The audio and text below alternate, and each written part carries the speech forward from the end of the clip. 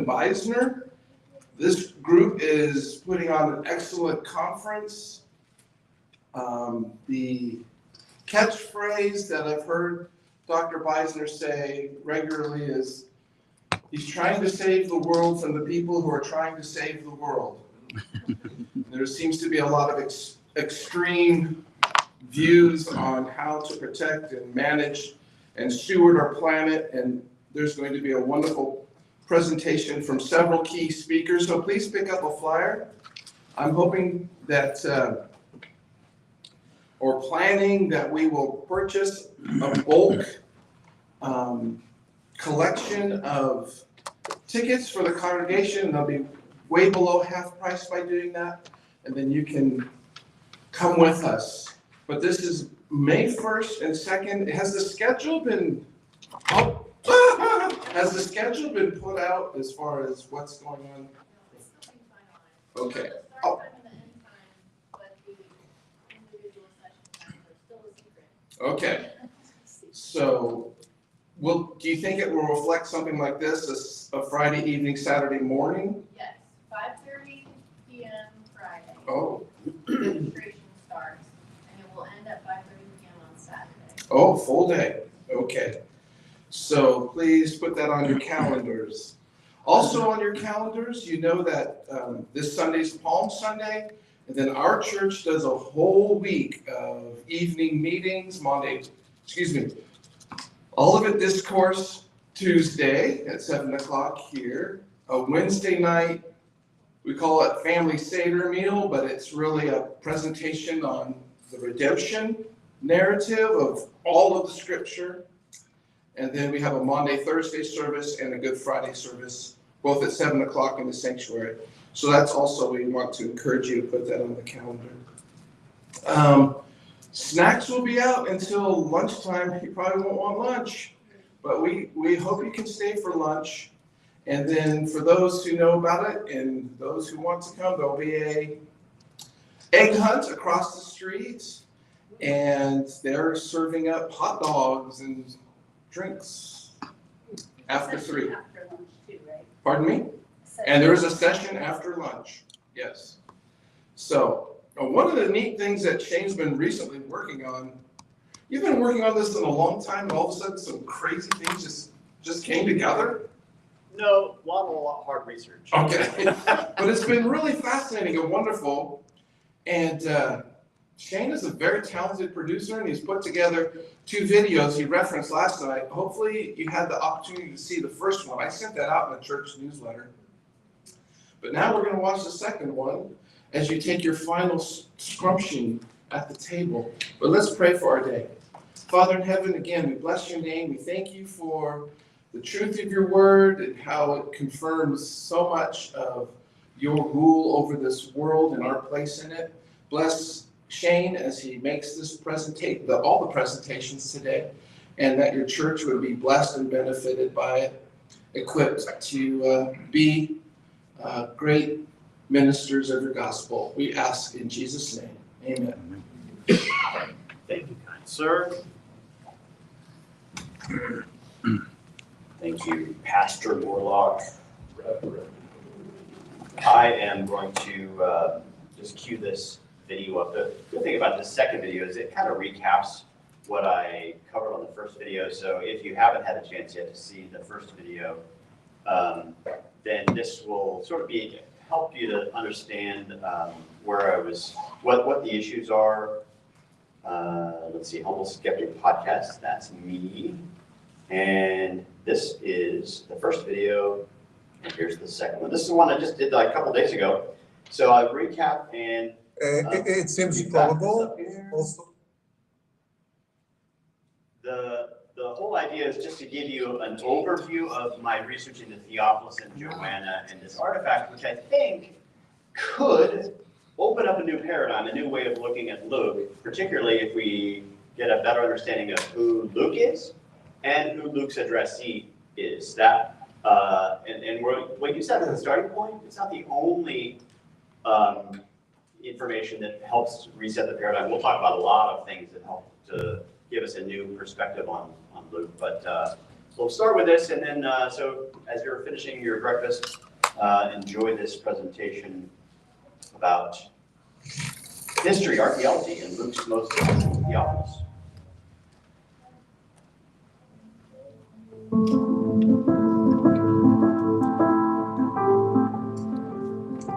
On my last video, I took a trip to a museum on the campus of the University of Haifa at the top of Mount Carmel in order to get a close look at the ossuary of Joanna, granddaughter of Theophilus, the high priest.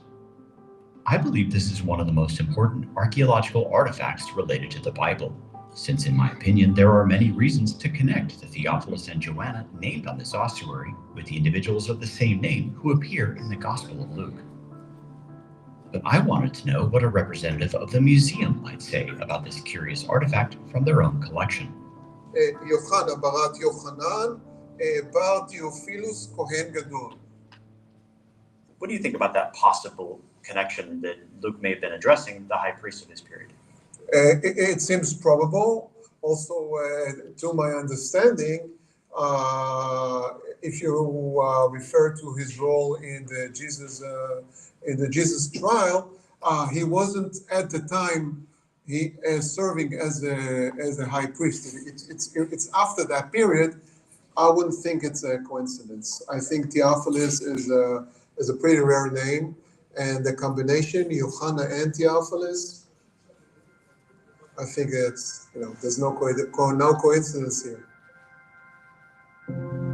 According to Amir Walensky at the Hecht Museum, linking the individuals named on this ossuary to the Theophilus and Joanna mentioned by Luke is not only possible, but probable.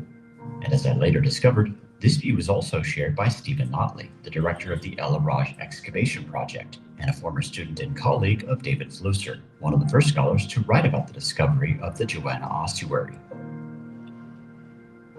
What was particularly intriguing about Dr. Notley's comments was his revelation that Dr. Flusser himself made this connection between the ossuary and the text of Luke. One of the things that Flusser drew from that is that perhaps we're looking here at the historical figure. I mean, Christians tend to read it as beloved of God. Yeah. He says, no, it's a very specific individual, high priest in the first century. I think there's a lot of weight to that.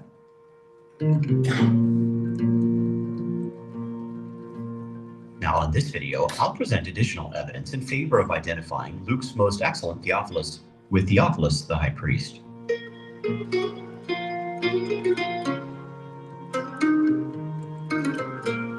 Tal Ilan is an Israeli historian and scholar who has collected thousands of names from ancient Palestinian texts and inscriptions into an impressive database. And in her book, Integrating Women into Second Temple History, she lists several important criteria for identifying the same individual from more than one textual source. One example of this kind is the ossuary of Alexander, son of Simon of Cyrene. A man named Simon of Cyrene appears in all three synoptic gospels, since he was the one who was forced to carry Jesus' cross on his way to Golgotha. According to Mark 15:21, this Simon also happened to be the father of a man named Alexander. As a result, many scholars connect this Alexander to the one mentioned on the ossuary, including Tal Ilan, who has gone on record as stating that this identification is very likely. In her book, Tal Ilan observes that the identification of a single individual from multiple ancient sources requires not only that they have the same name, but that they can also be linked to the same time and place. In the first verse of his gospel, Luke tells his Theophilus that he's writing to him about the things Jesus fulfilled among us, language that clearly implies an understanding of Jewish messianic prophecy. When Luke uses this language throughout his two volumes, it primarily refers to the climactic events which took place in Jerusalem around 30 AD. In fact, in the final chapter of his gospel, Luke cites Jesus himself as saying to his disciples, "Was it not necessary that the Messiah should suffer? This is why I told you that everything written about me in the law of Moses and the prophets and the Psalms must be fulfilled." In his second volume to Theophilus, Luke documents the activity of Jesus' followers over the next 3 decades. And in all the speeches he records, the disciples continually refer back to everything Jesus accomplished through his death, burial, and resurrection there in Jerusalem around 30 AD. These things, they claimed, were seen by a multitude of witnesses and were also foreseen by the Hebrew prophets. Now, when it comes to the Theophilus named on the ossuary, according to Josephus, he was installed as high priest in Jerusalem in 37 AD. Since he was the son of Annas and brother-in-law of Caiaphas, he was almost certainly present at Jesus' trial. The primary focus of Luke's work addressed to his Theophilus related to the events that took place in Jerusalem around 30 AD. And Theophilus the high priest not only lived at that same time and place, but was directly involved in those same events. Now, since many people from the same time and place often share the same name, Tal Elon presents the following additional criteria. A rare name, she says, is more likely to support identification. As it happens, the name Theophilus is somewhat rare among Jews. We know Theophilus the high priest was Jewish, but if it can be established that Luke's Theophilus was also a Jew, this would be an argument in favor of connecting the two men. As far back as 180 AD, Irenaeus recognized the priestly character of Luke's work and noted that it commenced with Zechariah the priest burning incense to God there at the site of the Jerusalem temple. The last verse of this same gospel concludes with the disciples gathering in the temple. By some counts, Luke has around 50 direct quotations and 400 subtle allusions to the Hebrew Bible. He mentions specific characters like Abraham, Moses, Isaiah, and Elijah without introduction, and uses words like Exodus, covenant, redemption, and Messiah without ever defining those terms. In my book, Luke's Key Witness, I cite close to 50 scholars who make a case for seeing both Luke and his addressee as Jewish, and I'll discuss this in more detail in future videos, articles, and episodes. Tal Elon also observes that if a certain person is mentioned both by his own name and by a family name, this increases the chances that the identification is sound. The Joanna of the ossuary is identified as belonging to the family of Theophilus the high priest, which means she belonged to the aristocracy. And surprisingly, Luke's Joanna was also an aristocratic woman, since she was married to Herod's Epitropos. Even more surprising is the fact that in Luke's climactic final chapter, Joanna's name appears at the center of a chiasm, which was an ancient way of highlighting the central significance of a special word, idea, or person. In his book, The Lucan Authorship of Hebrews, David Allen writes that, quote, given Luke's penchant for chiastic structures, the placement of Joanna's name may be significant. He then adds that if the recipient of Luke's gospel was Theophilus the high priest, then the connection is evident, even startling. The last criteria mentioned by Tal Elon relates to a name and title combination. She writes that, quote, identification of the same individual from two different sources can be almost certain in the case where the persons identified bear not only the same name, but also the same title. In light of this statement, we should recall that when Luke addressed his Theophilus as most excellent, he used the Greek word kritistos. According to Lowen-Nida's Greek lexicon, this adjective pertains to having noble status with the implication of power and authority, often employed as a title. Luke uses the adjective precisely this way in the book of Acts, twice in reference to Governor Felix and once referring to Governor Festus. Because of this, many commentators over the centuries have argued that Luke's Theophilus, if he was a real person, was likely a Roman governor or magistrate of some kind. However, I recently discovered an ancient papyrus from Roman Egypt that contained two references to His Excellency the High Priest. What's particularly striking about this papyrus is that it provides clear evidence that the word kritistos could be used as a title of respect not only for Roman governors, but specifically for those installed as high priest as well. Later, I found several additional ancient references to the most excellent high priest, along with an Egyptian stone inscription that applied the adjective kritistos to the angel Gabriel. And no scholar that I'm aware of has ever argued that this particular Gabriel was merely a Roman governor. I also discovered that Josephus applied the word kritistos to Jewish men of noble blood in the family of King Agrippa. He also applied the word to the Judean aristocracy, which in his day was led by the Jerusalem high priests. In fact, he specifically tells us that after the time of Herod the Great, the government became an aristocracy, and the high priests were entrusted with the dominion over the nation. In another passage, he calls the high priesthood one of the most excellent things in all the world.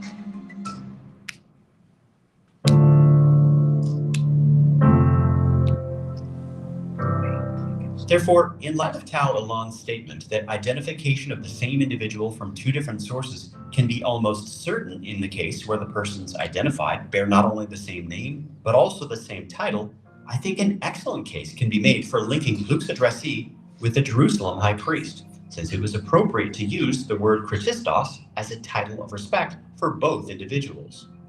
In fact, the strength of this case increases dramatically when we recall that, according to Acts 9, Paul was specifically commissioned by the chief priests to arrest and persecute the followers of Jesus. In short, Paul knew Theophilus the high priest personally, and since Luke was Paul's associate, a very plausible link can be made between the evangelist and this high priest. When we also recall that both the ossuary and the text of Luke's gospel feature an aristocratic woman named Joanna, the case becomes even more compelling. One early advocate of the hypothesis that Luke wrote to Theophilus the high priest was a German scholar by the name of Johann David Michaelis. In 1777, he wrote that if this was the case, Luke's gospel must then be considered as a historical apology for the Christian religion, addressed to one of the heads of the Jewish nation. After weighing the evidence in favor of this approach, Michaelis then concludes with the following statement. All these circumstances put together render the opinion highly probable that St. Luke's Theophilus is no other than Theophilus, the son of Annas, who is mentioned by Josephus. And if the opinion be true, as I really believe, it adds greatly to the credibility of St. Luke's gospel, for the evangelist would hardly have ventured to dedicate to the son of that very Annas, who was high priest when Christ was crucified, a narrative of facts performed in Palestine, unless he had been able to warrant their truth. A more recent advocate of this proposal is Australian New Testament scholar Peter Bolt, who in his 2022 commentary on Luke, published by the Gospel Coalition, argues that if Theophilus the high priest was the intended recipient, then Luke's narrative presents Jesus to a man who is at the center of the Jewish circles that were largely responsible for rejecting Jesus. It's an apologia defense, as well as a categoria, accusation, critique. When Luke writes, well, firstly, there's an apologia in that he's got a gospel to tell. So he's defending his own faith in the Jewish environment, which has shown itself to be, through Paul especially, capable of persecuting. So there's the apologia aspect. There's been a long line of interpretation of the book of Acts that it can, at least in part, is an apologia for Paul's conversion. So he's got that in the side of defence. But it's also a categoria, which is the accusation that you bring before a court, because Theophilus is very close and the successor to the group that actually had to take responsibility for the death of the one that the Christians are now proclaiming to be risen from the dead. And so that's where the two sides of apologia and categoria come into it. If it's during his high priesthood, that's of course particularly pointed, because what's he going to do now? No, this period of persecution has died down. At the end of Acts 9, we read there was a period of peace, which is Theophilus's period.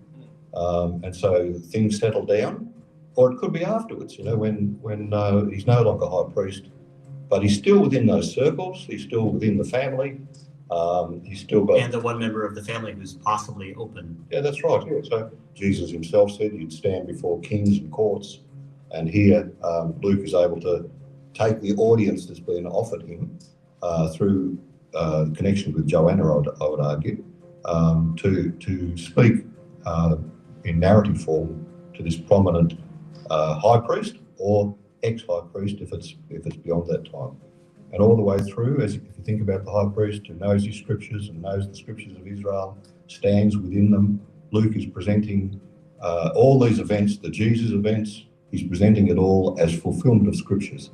The Messiah has come in these last days, and this is the message he presents to try and persuade this very prominent Jewish man. Theophilus himself, if Joanna is his granddaughter, who's been a member of the movement from well before the crucifixion, this has been bubbling away in his own family. And so Luke's apologia and categoria would be received in a heartfelt fashion by Theophilus, because he's, in a sense, if I can put it this way, about Joanna, he would have known about Joanna's dabbling with Christ up in Galilee well before the crucifixion. And so could you say perhaps it was, his dirty little secret for a long time?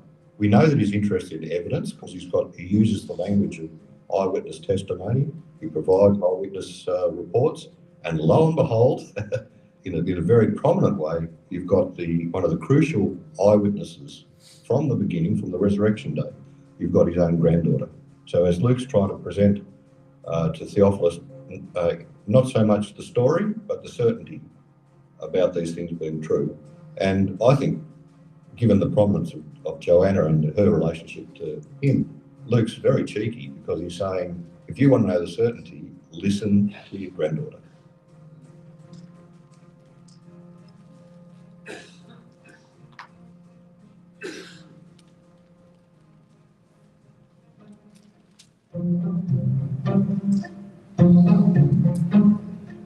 I'm convinced that identifying Theophilus as the Jerusalem high priest has huge implications for the way we read and interpret the words of Luke's gospel. This view suggests that it should be seen as an open letter or public affidavit submitted to one of the leaders of the Judean aristocracy for the purpose of setting the record straight about Jesus. Here's what he said and did according to his closest disciples and witnesses. As Luke makes clear throughout his gospel, Jesus not only told his disciples well in advance that he would be rejected by the chief priests and killed, but also that this rejection was itself a fulfillment of prophecy. He also revealed that they too would be despised and rejected on account of his name, and that they would be brought before kings and rulers as an opportunity to bear witness, things which ended up being fulfilled throughout the pages of the book of Acts. This is why Luke tells Theophilus at the very beginning of his gospel that he can have certainty that Jesus really was and is the promised Messiah who fulfilled these things among us.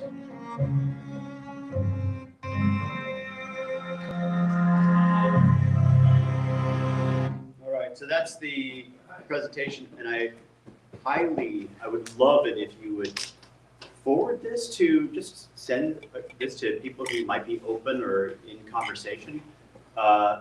This is kind of the tool for me anyway, especially with the name Humble Skeptic. It doesn't sort of sound like the Born Again Jesus Club, which may put some people off, but Humble Skeptic may be, somebody who's an outsider might be open to that. Yeah. Do you want to take any questions about this right now? Yeah, that'd be fine. Let's take a couple questions if you have any about this presentation. Let me change this view here real quick.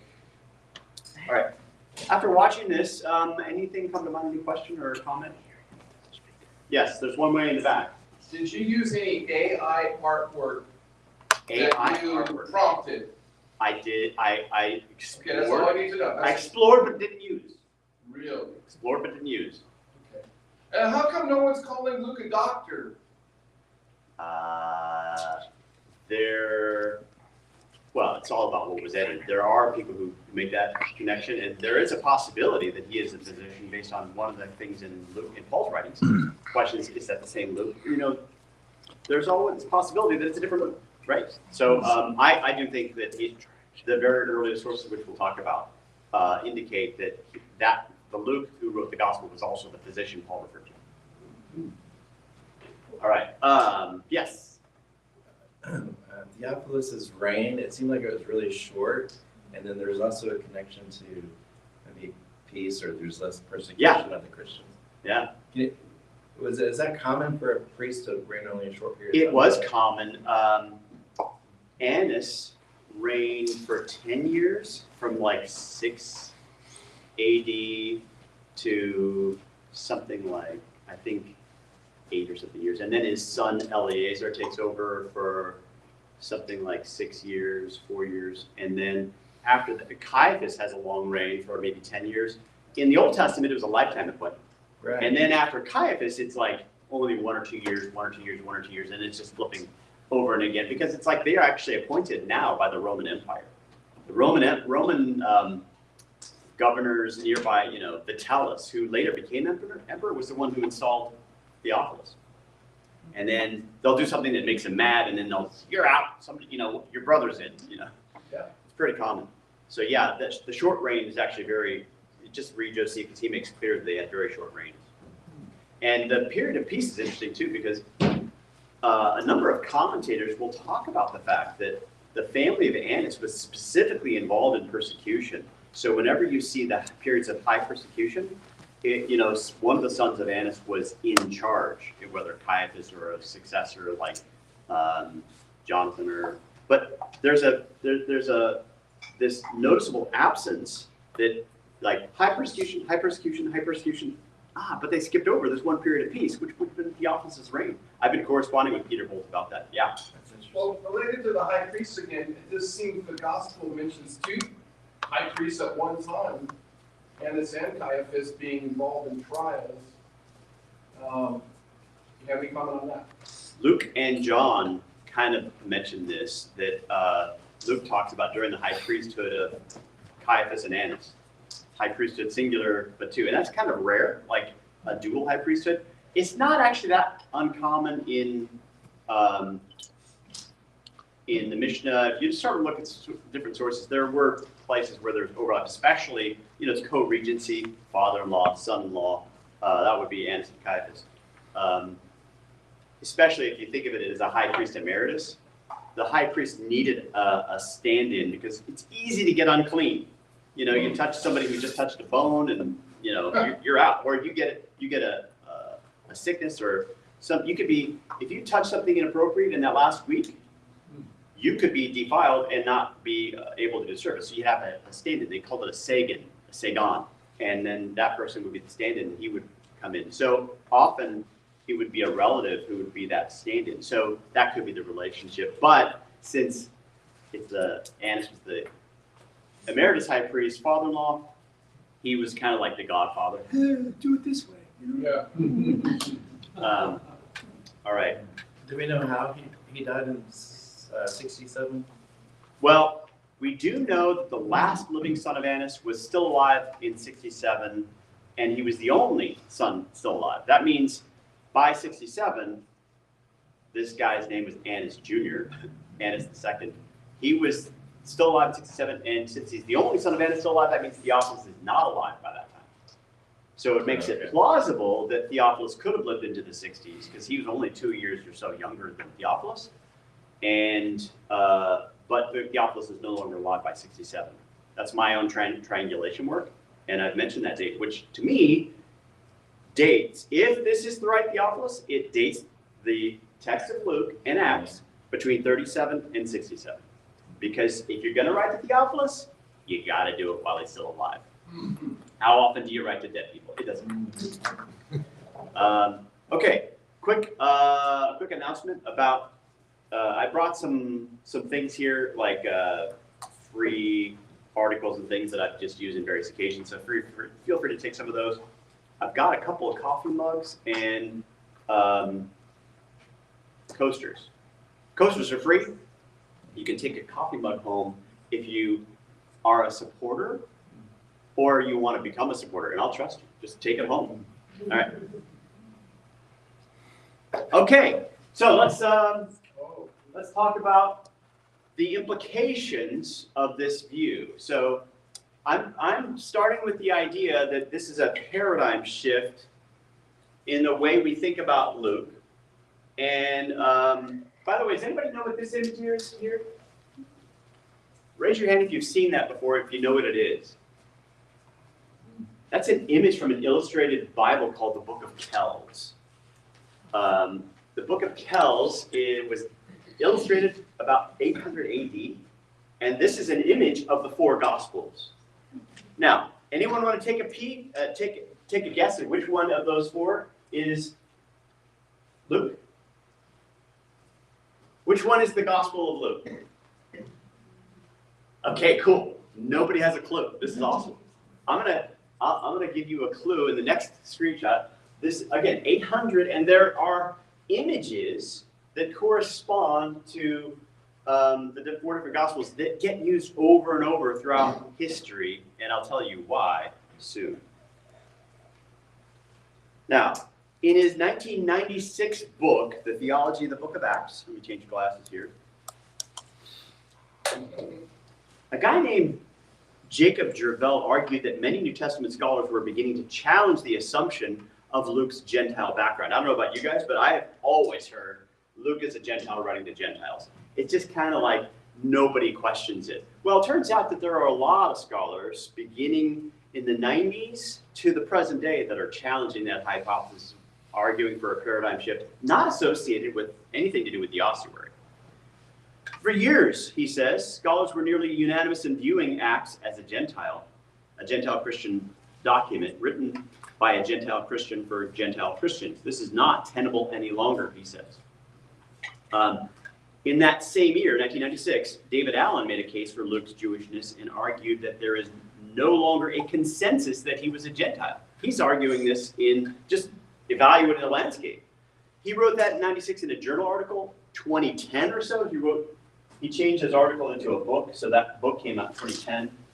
I discovered this guy named Peter Van Schreet, who in 1984 wrote a book similar to Jacob Jervell, not very well known because it was published in Dutch, obscure, and it's only recently been translated into English. So, and then 2008, this guy, Richland, wrote a book on the fact that Luke was actually maybe a priest. And I think it's an interesting hypothesis, but all these writers are sort of looking at the background of, if you take the perspective that Luke was Jewish and you start looking for it, oh man, it's all over the place. As I mentioned in my video, you just look at all the things that are mentioned without explanation, all the references to biblical characters, all the references to the Jewish words and ideas and themes. In the beginning of his gospel, the people are longing for the redemption in Jerusalem. What does that even mean? The longing for the redemption in Jerusalem. There's a whole background of Jewish prophecy that doesn't take time to explain. And if you notice that, well then, especially if the fact that the Messiah, the coming Messiah, which is in Greek Christ, but in Hebrew, that Messiah concept is not explained anywhere. It's just stated. It's hardly ever explained anywhere in the New Testament. It's just an assumed information. And once you recognize those kind of themes, or that word Exodus that I had in my video, that's not even easy to notice in English translations because it's from Luke 9. Jesus spoke of his departure, which he was about to accomplish in Jerusalem.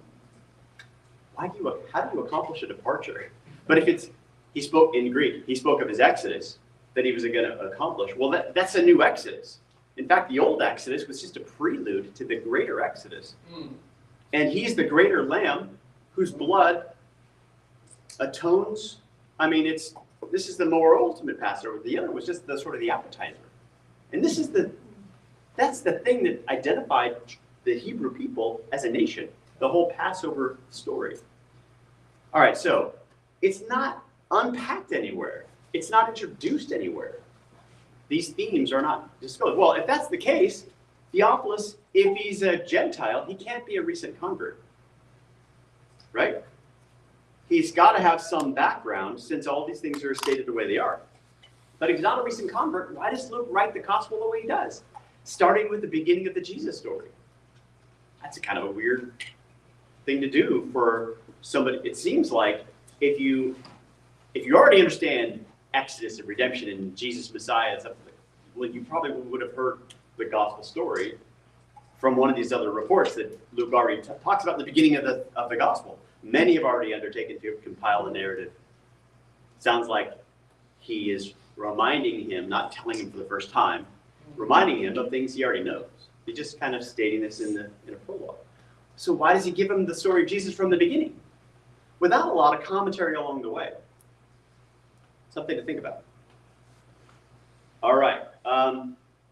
This, by the way, is an image of the Gospel of Luke. Interesting image icon. In light of this image and icon, go back here. Which one do you think is Luke? Anybody have a guess?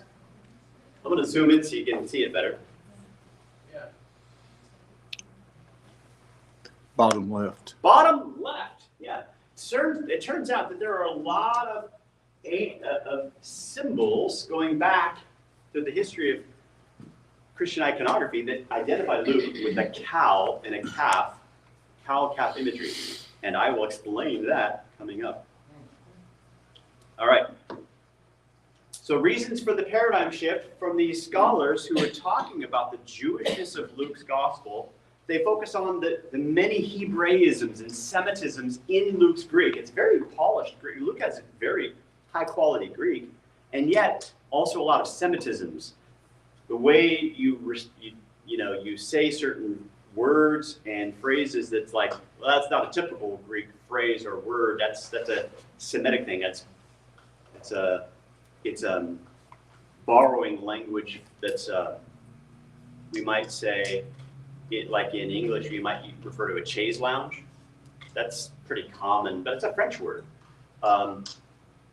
And once you start noticing a lot of these kinds of things, you see, oh, he has a lot of those. And the scholars who have highlighted this say that's a clear indicator of his background. There are numerous quotes and allusions to the Old Testament. Think about this one. Luke 22:37. I tell you the truth, Jesus says, this scripture must be fulfilled in me. He was numbered with the transgressors. Well, Luke doesn't go on to explain the significance of that. He doesn't tell you that it was by Isaiah. It's sort of like an allusion, a hint of something weighty. And when you go back and look at that weighty prophecy, the entire chapter is just, it's like a prophecy about, I mean, not a prophecy, it's like a section of Matthew or Luke's gospel. It's so clear about Jesus. Death, burial, resurrection themes all in that passage. All right, so he doesn't unpack it. He just slightly alludes to it as if Theophilus would pick up on it. Numerous references to the Old Testament characters, numerous references to the themes. As far back as 180, Irenaeus recognized the priestly character. He uses that phrase, the priestly character of Luke's word. Zechariah the priest burning incense to God for now was made ready, the fatted calf ready for sacrifice. As Irenaeus talks about this, he then says this is why we think of Luke as a calf. So he says this in 180, and then the church iconography picks it up and presents Luke as a calf moving forward. Why? Because you have the priestly themes in Luke's gospel that starts with the scene in the Jerusalem temple. That's a very interesting thing that I think has been under-recognized in modern sort of, especially with the theory that Luke is a Gentile writing to a Gentile. Once, this is often why I encourage a healthy skepticism. Sometimes paradigms do the thinking for you. Mm-hmm. If the paradigm is Luke is a Gentile writing to Gentiles, guess what? It does the thinking for you. George Orwell has a comment like this in one of his writings, that sometimes catchphrases do the thinking for us, and we don't explore the concept because the slogan. Think of the abortion issue, pro-choice. Okay, the slogan does the thinking for you, and unless you investigate the issue carefully, it's easy to be sort of carried on, swept by the propagandistic phraseology. Well, paradigms can do that too, but there are often a lot of different paradigms, different interpretations to choose, and too often you're only given one option, and people, if you stop and look at things carefully, sometimes you'll overthrow the paradigm. You'll see, wait, this is one of the reasons why I'm skeptical of things, skeptical of different interpretations. I'm a historical theology major, so I've seen, my study is it not here? Is your microphone? Testing 1, 2. Let me see if I have the mute button still on. I do, I have the mute button still on. Historical theology major could explain why the mute button's still on. It's this broad sweep that helps you to see how this passage was interpreted across the church, the spectrum of church history. And you know what? These passages here and there were interpreted differently. There was a time in which the idea of purgatory was almost unanimous, and yet we don't interpret it that way. It's not plausible to us as Protestants. It's still plausible to some people down the road in the Catholic Church. So why is that? Well, sometimes paradigms can do the thinking for you. Just the whole structure of the Roman Catholic worldview, the way people are raised in that system, they don't think it through. They don't challenge their perspective of the traditions they've been told. The paradigm does the thinking for you. And because of that, you don't even think to question. Well, guess what? We have paradigms in our movement too. And Sometimes it takes careful questioning, and it's the questioning, like, have we got this right? Go back, check the foundations. I think it's a healthy thing. Now, there's some curious passages in the book of Acts that I think we could look at and question and ask, what's the implication of, what are the implications of this? Here's one that I think is really provocative. Acts 1:12. Then they returned to Jerusalem, to the mount called Olivet, which is near Jerusalem, a Sabbath day's journey away. Some people look at that text and they say this is evidence, this and many other texts like it. It's evidence that Luke is not writing to the Jerusalem high priest, because he's obviously, Theophilus would know that the Mount of Olives is near Jerusalem.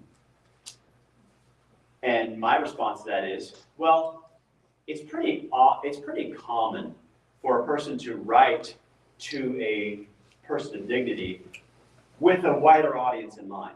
Very common, actually. Especially if you take the hypothesis this is an open letter. And if, as you look at Luke, you see that he's writing to people from a wide geography, and he mentions Hellenists who speak Greek. They're Jewish, but they go to Greek-speaking synagogues. This comes up in the book of Acts. All right, so if he's writing with a wider audience in mind, different geographies, people who aren't in Jerusalem, people who speak different language, he's making these things clear for people beyond Theophilus. That's very common. But what's interesting is the fact that he says, which is near Jerusalem, a Sabbath day's journey away. He uses a Sabbath day journey as a measure of distance. That's not something a Gentile would say. A Sabbath day's journey as a measure of distance. This is the amount of distance I can walk on a Sabbath day without breaking the Sabbath. And if you're a Gentile, that's not even a category for you. Number one, he's writing this as a measure of distance that shows he just came up with it without even thinking about it. Number two, that his primary reader, Theophilus, would understand it. If he was primarily writing for Gentiles, he wouldn't use that language. It says something about both himself and his audience, I think. Secondly, he's there with Paul in Acts 16 on the Sabbath day. We went outside to the riverside where we supposed there was a place of prayer. This is not just a meeting place. It's their own, he's talking about the Sabbath day for a prayer. He seems to be, with Paul, still operating with Jewish liturgical kind of assumptions. Acts 13, there was in the church at Antioch prophets and teachers, Barnabas, Simeon, Lucius of Cyrene, and Manaen, a lifelong friend of Herod the Tetrarch, and Saul. Now, if we compare this language with Romans 16, Paul writes, Timothy, my fellow worker, greets you, as do Lucius and Jason, my kinsmen. Lucius, my kinsman. So if Lucius is this same Lucius here, which is plausible because at Antioch, Saul was working with Lucius, then this would mean he is a fellow Jew. Could also be a relative of Paul. The word can mean both. Sometimes the word just means my kinsmen in terms of fellow Jews. Other times it means family members. Some people have rejected this proposal because they say the word Luke and Lucius cannot be the same. It's kind of like Mike and Michael. It may even be slightly different, like Mickey and Michael.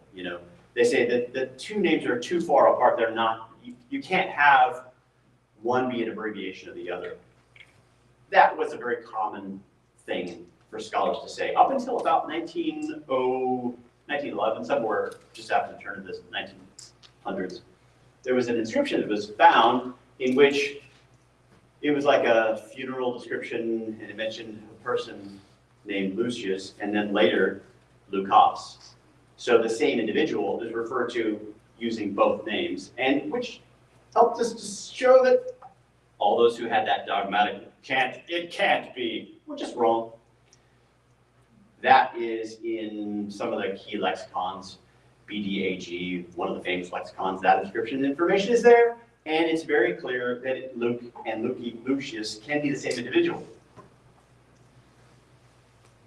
In Acts 12, we see Herod's violent attack, which is interesting because we have this guy named Manaen, a lifelong friend of Herod, the tetrarch. This lifelong friend is Sundrapos in Greek. It's actually like a royal office, the person who is a person of nobility, who's allowed to be the king's consort, the childhood friend who is in a huge position of responsibility, who is from the youth onwards. Here, you be the best friend. That implies you are a person of nobility. This guy, Manaen, is not mentioned in the New Testament, and yet he's a person of nobility, Herod's lifelong childhood friend, and yet he becomes an elder, a teaching elder in Antioch. Why is that not mentioned? Well, I think it's partly protective anonymity.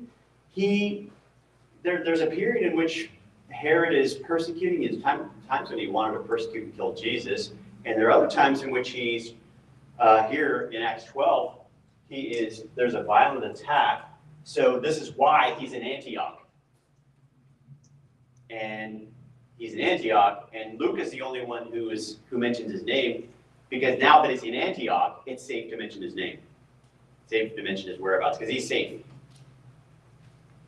Well, that's an interesting story, an interesting background. The fact that Joanna was also a member of the Herodian court, Joanna and Cusa, could be some of the reason why Manaen also becomes a believer. It could be related. Acts 11 is interesting too. Now in these days there came down prophets from Jerusalem unto Antioch. That's how the phrase ends in most copies that you have, but there's a little bit longer version.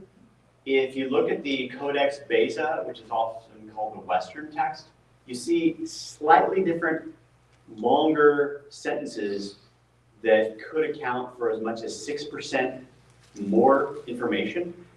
Like Acts is 6% longer, and 7%, some people say. And when you look at the differences, it's not substantive usually. It's just a little bit more wordy. And so the theory is one person sort of, as they were copying, they kind of made it more wordy, or they shrunk it down, getting more of the gist because they needed to have it fit on a scroll. And it's either one of the two. And on average, most scholars say the first one is the true story. It was slightly enlarged. But the interesting thing is, what you find in some key texts, when there's a scholar who's looked into this, if you assume that the longer version is the more authentic, then, which is not just in some Greek texts, but also in Latin texts, so it's a handful of Western texts, then what you have are these key things which emphasize the Jewishness, and other interesting things happen, like Jenny Reed Heimerdinger, a heck of a name, but she has argued this in some of her work. And she also argues that Theophilus was a high priest and that the Joanna also were interesting. She says that a lot of the differences in the Western text that's the more authentic reading, that it got slightly truncated, and that's the one that carried on. Anyway, this one passage here, and there was much rejoicing, and when we were gathered together, Agabus, the high priest, Agabus, the prophet, stood up and said that there would be a famine in Jerusalem. This is the first we passage in Acts, if that's an authentic reading. The we passages are significant because it's first person plural, which means that Luke is including himself. And if Luke is including himself, and the first we passage happens to be when he's in Antioch, that would match with the idea that Lucius of Cyrene is Luke, the gospel writer. Now, if you take that idea and you play with it, by the way, Kent, help me, it's 11 o'clock. Just you tell me, I don't have any actual breaks in my presentation. I'll just stop when you think it's a good time to stop. This particular background, I think, helps to explain my hypothesis here, starting with the idea that there are different waves of persecution. we have a wave of persecution here, starting with Saul, the persecutor, with the stoning of Stephen. There arose a great persecution against the church in Jerusalem, and all but the apostles were scattered throughout Judea and Samaria. So the apostles are kind of hunkering down in Jerusalem, but everybody else is kind of getting out of Dodge. Okay, and they're going off to Judea and Samaria. That's the first wave of persecution. And this is during before Paul's conversion. Most people put Paul's conversion between 33 and 36. I think that relates to the different views of the death of Christ. Some people say 30, some people say 33. So if you assume the 30 crucifixion, 33 being the conversion, we're talking here sometime in 31 to 33. You have an early disbursement of disciples throughout, away from Jerusalem into Judea and Samaria. Now, look what happens in Acts 9. Saul asked for the high priest for letters to the synagogues at Damascus, which is in Syria, so that if he found any belonging to the way, he might bring them bound to Jerusalem. Okay, so now they're looking for Christian disciples of Jesus in faraway cities like Damascus, and even bring them back. Antioch is about a 5-hour drive today from Damascus, so 200-something miles. So kind of like going from here to St. Louis. So if you think about that, it's like Saul would go all the way to Damascus, but he wouldn't go all the way to Antioch, which is why you find a lot of Christians there, because it's further away than you would have. Saul's not going to go all the way to Antioch to get the disciples. All right, this could be a good place for a quick break. Do you think we should, or should I keep going? Okay, we'll resume with a little bit of background about Theophilus. Who was he? So far, we've been looking at the possibility that Luke is Jewish, and that he may be Lucius of Cyrene. And then what are the possibilities related to that if we start with that assumption? Yes. In your video, you had a guy make a comment about what you're affirming that was first noted in 1777. Yeah. I was raised the same way you were. Theophilus was just the title for the most excellent Christian who loved the Lord and not a specific historical character. Yeah. How did we lose that? Well, the first guy to talk about it is this guy named John Lightfoot. You may recognize that name because he was one of the Westminster divines. Wow. And he mentions it as a possibility, but he says, and we'll talk about this, I do not think this was he. So he mentions it as a possibility. My own research is that's the first guy who mentions it as a possibility, and then we'll talk about the people after that. Once people begin to advocate the hypothesis, you'll see it ripple through. It's a minority opinion. It takes the same kind of trajectory that you see with Einstein's theory. Einstein writes his theory about relativity, and then 100 physicists write this sort of presentation, like a book showing how crazy he is and how wrong he is. And this isn't science. What happens with paradigms is once you have often people reject a new idea because it undermines their own work. And the people who've published in this space, they're defending the turf. It's very common. And so with dating, with new hypotheses, which you'll often get as a defensive reaction, it's rooted in confirmation bias. We're just going to defend and show how ridiculous these things are, these other opinions. So first you have, this is not even worth your time, and then you have a position of ridicule, and then you have maybe it's a possibility, and people can't accept an idea unless it's first plausible.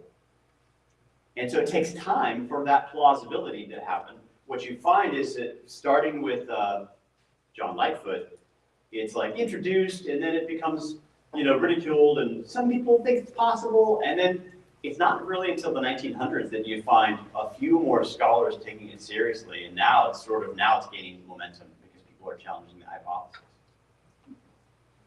All right, this is a good time for a break, so we'll come back. 10 minutes. 10 minutes.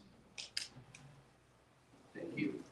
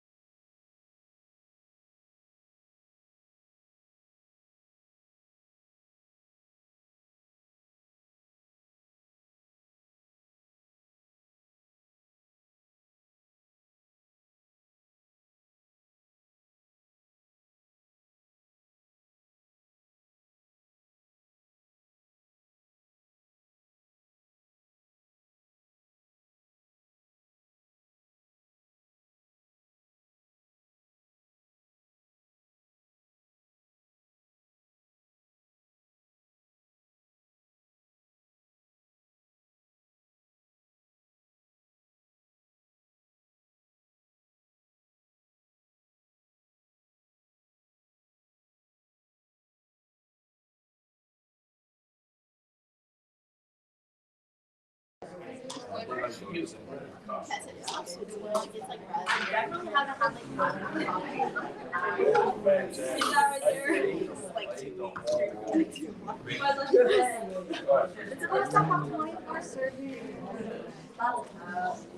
literally use like half the bottle.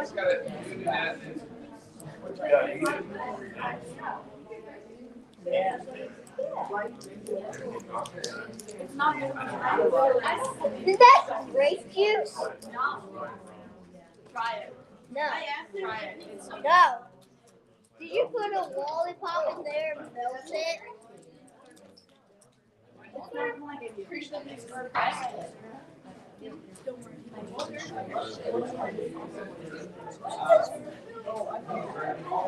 All right, you ready?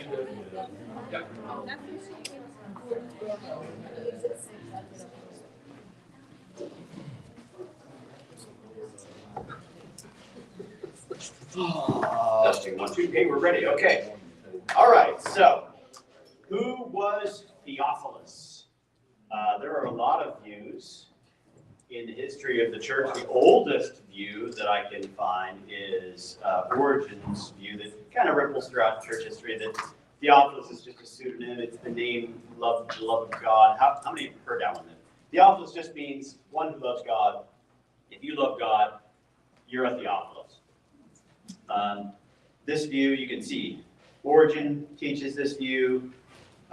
Anyone, if you are the sort of people who God can love, then all of you who hear us speaking are Theophiluses, and the gospel is addressed to you. I think the plural of Theophilus would be Theophili, don't you? Ambrose said the same thing in 380. Bede, the Venerable Bede, in 720. So this kind of ripples across time. This is a popular view. And the strange thing that I found, like I did find one person who used the word that way, the word Theophilus, as meaning one who loves God, but it was in an adjective, not a noun. I mean, in English, right? Person, place, or thing. A noun is a person, place, or thing. And an adjective, one who loves God, that could be an adjective or a participle.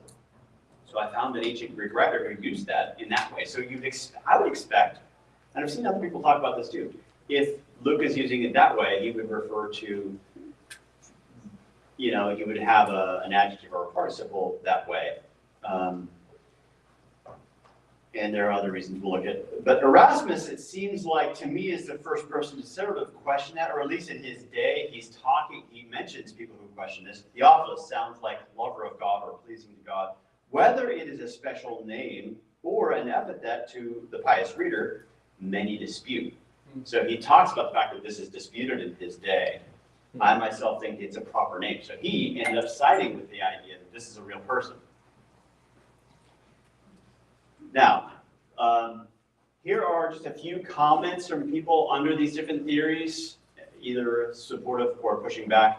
John Nolan, in his commentary on Luke, says, "We know nothing further of such a Theophilus, and we cannot rule out the possibility that the real recipient is here being addressed under a pseudonym." So this view says it's a real person who doesn't refer to the reader of Luke who loves God, but it's a person who actually can't reveal his own name, and so we're going to call him the beloved of God, okay? Which is an interesting hypothesis. This is the thing. Often plausible hypotheses will do the thinking for you, and sometimes you'll say, oh, that sounds pretty reasonable. But if you see that plausible hypothesis in a list of 4 others, sometimes then you have the opportunity to say, okay, which is the most plausible? And often when you're reading a commentator, you say, oh, that's a plausible hypothesis, and you stick with it until you later, this has happened to you, I'm sure, then 14 years later, you see something, you go, oh, I never thought of it that way, you know? And that's why I just think a better presentation is to reveal every hypothesis that you can find and then measure them by one another. So if this is a real recipient is being referred to addressed under a pseudonym, maybe because this Gentile ruler couldn't reveal his cards. If this is the case, then the etymological name of friend of God would suit very well. Okay, so that's a plausible hypothesis, I suppose. Question, is there any evidence for it? The idea that it's a Gentile ruler goes back a long way. John Wesley is an advocate of this.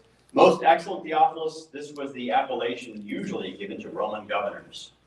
A more recent advocate of this view is Richard Lenski. Quote, Theophilus was not probably, but most certainly a Gentile. The entire gospel permits no other conclusion. You'll see this kind of language among scholars. It's their way of protecting their own perspective. You know, it's like, the view that I'm proposing is not to be questioned. There was my colleague and friend for many years, Michael Horton, was sitting across the table from N.T. Wright during a luncheon at a conference. And Mike was talking about his view, and N.T. Wright responded by saying something like, well, that just doesn't work, does it? And Mike said, I guess that's your way of saying you disagree. So this is the thing, is just saying that it doesn't work doesn't actually mean it doesn't work. It's just, sometimes it's very weighty language from scholars. And sometimes the world of scholarship, there's turf going on, you know. I'm protecting my turf. I've written on these things and I don't want them to be shoved aside.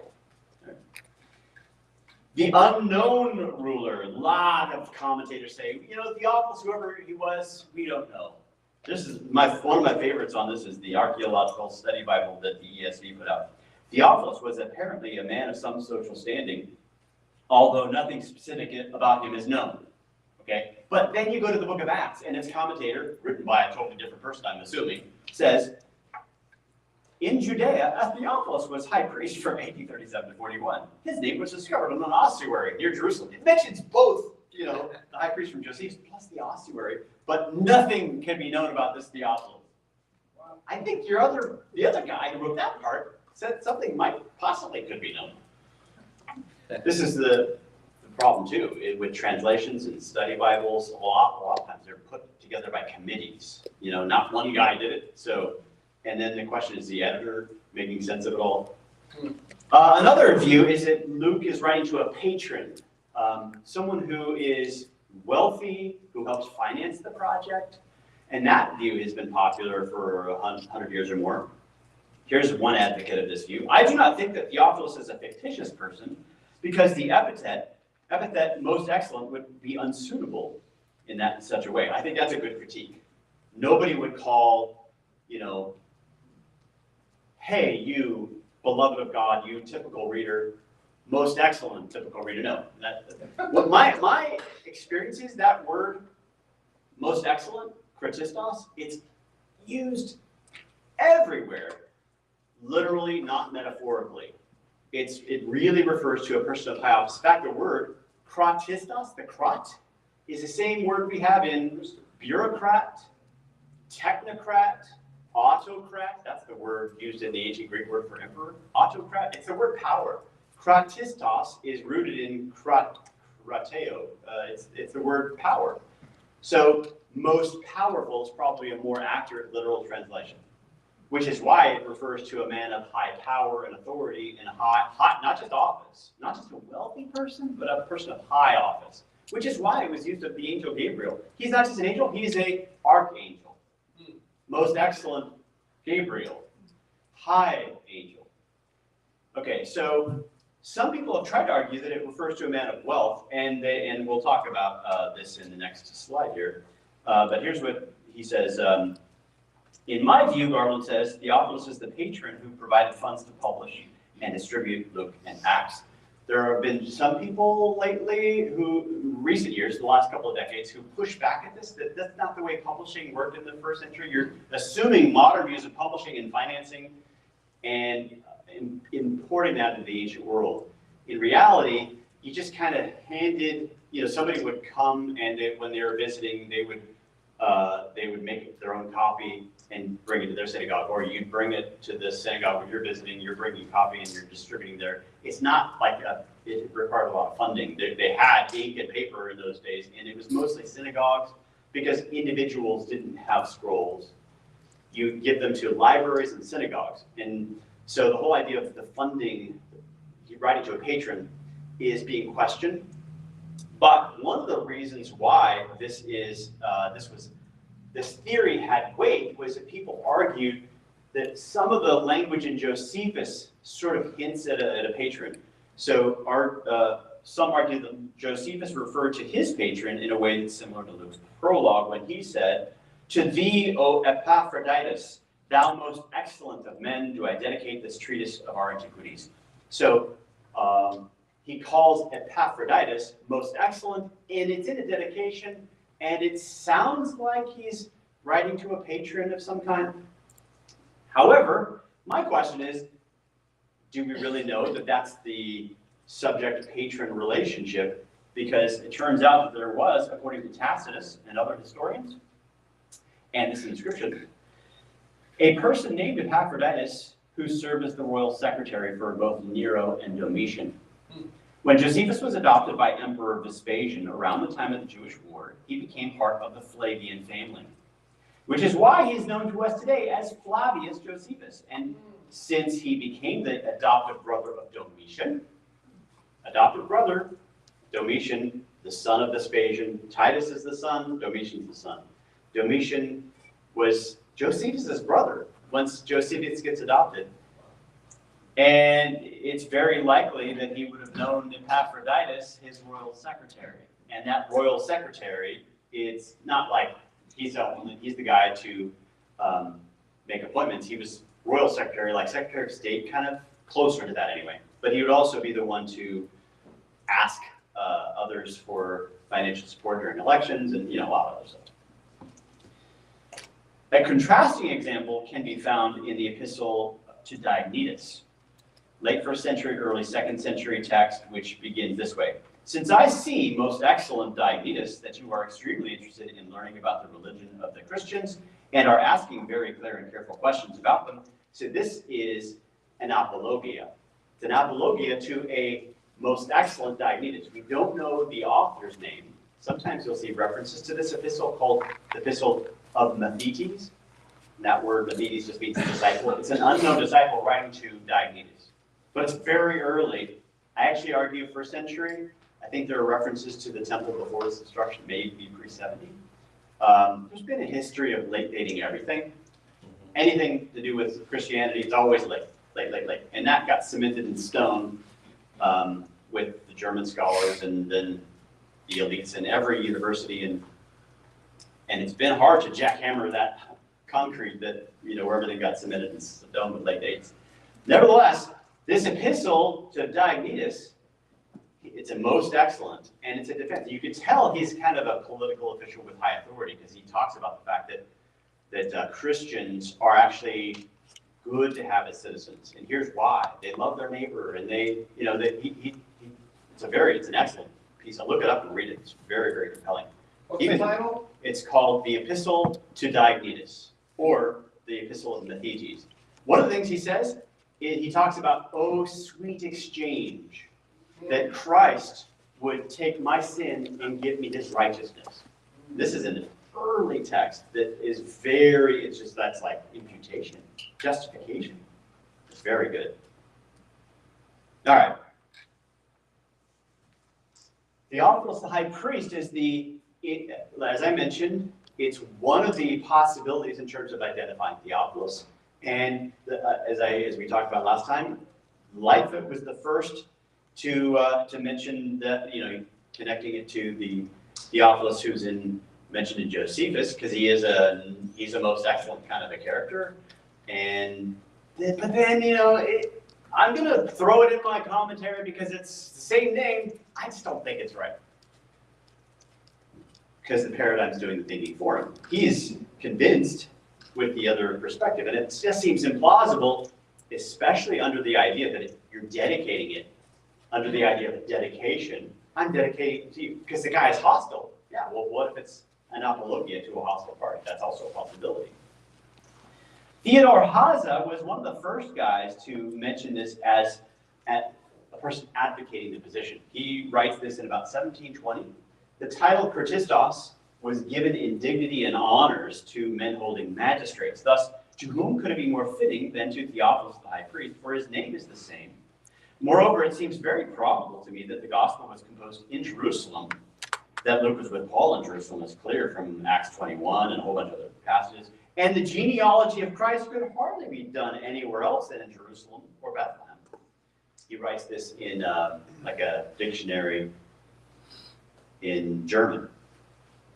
David McCallus also, Johann David McCallus, writes in German, and this is a translation that was done by James Tate, I believe, who, I think James Tate's the guy that worked with, you may be familiar with William Paley. He's the guy that came up with the watchmaker, the analogy, intelligent design kind of stuff. William Paley, an apologist in the 1700s, his successor, James Tate, advocated this view and quotes McCallus, and he also promoted the view. Theodore Hayes contends, this is McCallus, Theodore Hayes contends that Theophilus was formerly, though not when St. Luke addressed his gospel to him, a Jewish high priest. The arguments advanced in favor of this opinion are so strong as to render it more probable than any other. This Theophilus was certainly of sufficient rank to be called Christos. If this is the case, Luke's gospel must then be considered as an historical apology for the Christian religion addressed to one of the heads of the Jewish nation. Further, Ananus, the brother of Theophilus, was in the priesthood after the death of the procurator Festus. So that Ananus he's talking about is Ananus II.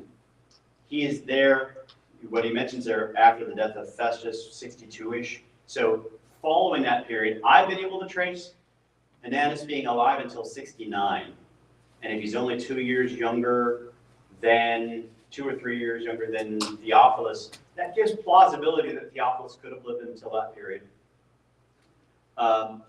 So this is kind of what McCallus is arguing. It's plausible, it's around the right time, and it's right, could be around the right time for the book of Acts as well.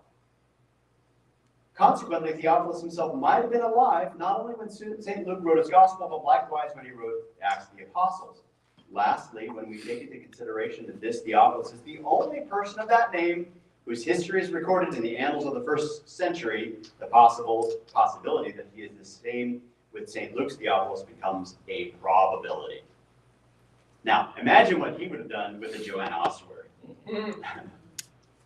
I mean, all these circumstances, he says, put together render the opinion highly probable that St. Luke's Theophilus is no other than Theophilus, the son of Annas.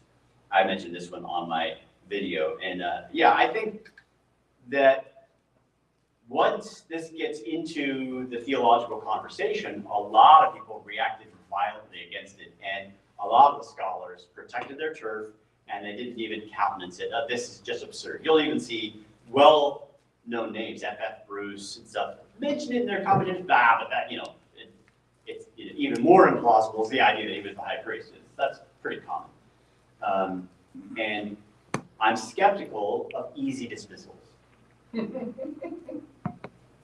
Peter Bolt, I quoted this on the video, he has the idea that it's an apologia categoria, a defense, as well as an accusation critique.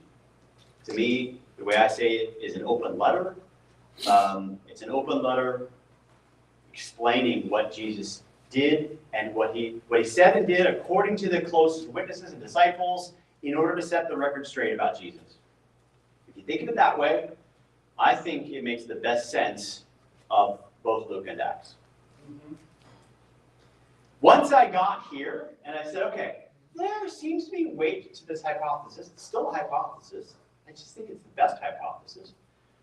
I decided to go back and rethink the prologue, right? If this is the case, maybe I should stop and do a slow study of the words of the prologue in the original language to kind of see if I can read it with this hypothesis. Like with this view in mind, go back, reread it carefully, slowly, and what would happen. So I did that. And I took some time to work through the commentary, to work through the translation. And one of the writers that sort of helped me to this was to think about that, to go back and look at the words carefully, was John Glennon. He wrote this book in the early 90s, redating Matthew, Mark, and Luke, and he had this one chapter that I said, wait, what? Here's what he said. Page 186. Wenham discusses an ancient tradition in the church that Luke was one of the 70. Now, the first time I read, the 70 is like there's the 12 apostles, but then there's the 70 that he sends into the cities. Okay, so there's an ancient tradition that Luke is one of the 70. And when I first read that, I go, okay, that's silly. There's a lot of different views of the ancient church. Sometimes, there can be 5 or 6 different views about, where Mark wrote his gospel, and often, a scholar will promote their view and they'll show, hey, this guy says this, yeah, except he didn't show all the other 5 different positions. That's why it's tricky sometimes quoting church history, because there's a lot of different views. Sometimes you'll have the truth buried with a bunch of errors and superstitions and misguided opinions and inventions. All right, so I didn't really pay much attention to this the first time I read it, but when I saw this, I started looking closer to what he says after this. That he was one of the 70, which is the larger group of the disciples out of which the 12 were appointed. This, however, would require him to have been a Jew and not a Gentile, as is generally supposed, which is not an insurmountable objection in light of the fact that Luke's gospel has a strong Hebraic tinge. So far, so good, because I was on board with it being very Hebrew. Furthermore, there's a strong case, Wenham says, for interpreting the parakaleuthakoti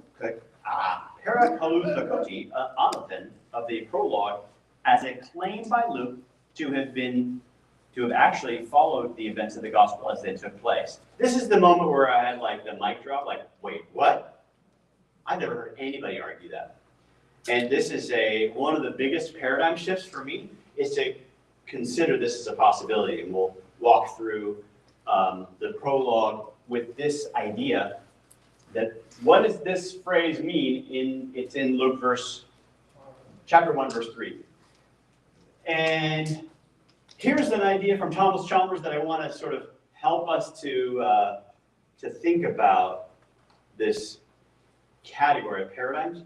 The strength of conviction is not in proportion to the quantity of evidence presented, but to the quantity of evidence attended to and perceived. If you are opposed to a new idea that contradicts your turf, often you don't lean in and look into it and investigate it. You put up a wall. And this is what causes camps. This is why there are a lot of different camps of Christians in different churches and different denominations. I'm not even going to look at those crazy Pentecostals or the crazy Catholics or the crazy Church of Christ people. I'm not even going to look at their stuff because I just know it's crazy. I only know, I'm very convinced of my paradigm. And you can have this happen in the world of science and medicine. And, for years I was told butter is bad and margarine is good. Until Time magazine came out a couple decades ago. Butter isn't actually that bad for you. And, there have been, it's a paradigm shift in terms of the way I was always doing certain kinds of just dietary things that then the paradigm shifted. Well, in that before the paradigm shift, I wasn't leaning into this. I was just trusting, taking the paradigm for granted, right? That often happens. And it relates to these, not just evidence, but the amount of evidence that's attended to. How much are you leaning in and investigating it? With a world of a lot of information, it's hard to lean in and investigate everything. That's why sometimes it's good to have nerdy people like me who does the work for you, and then you can kind of look. And I try to do a good job with measuring all the possibilities. All right. So I did some work on the prologue, and I want to work through. Let's see, how much time do I have for this particular?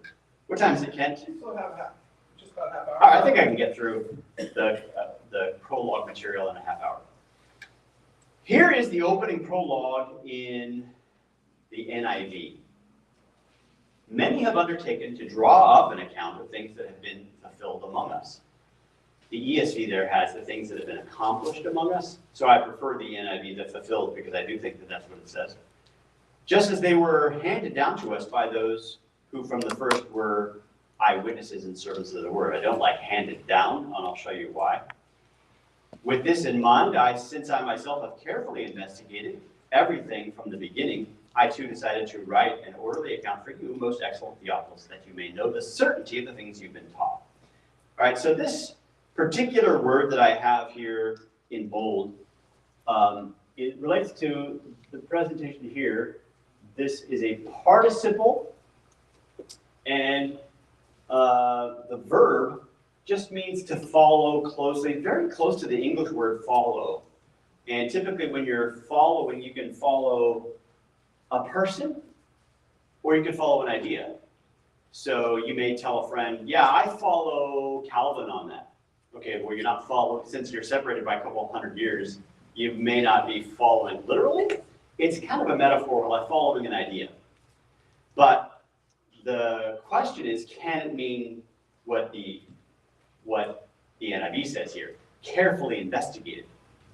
There are a lot of people today saying it cannot mean that. In fact, the Cambridge Lexicon, the new Cambridge Lexicon, only done like 2021, doesn't even have investigation as one of the options for a translation. So it's been a popular thing, but it's now that there's a bit of a paradigm shift on this word, that it can't mean investigation. It can mean following as an idea. Now, when Paul uses the word to Timothy, you have followed my doctrines, that is kind of like, but he was also a literal follower. He's following the teaching because it's peripatetic, you walk and talk, and that's the way you taught. You taught by following literally. And the question though is not just what does the verb mean, but what does it mean in this construction? And that's where I think we'll see the lights come on.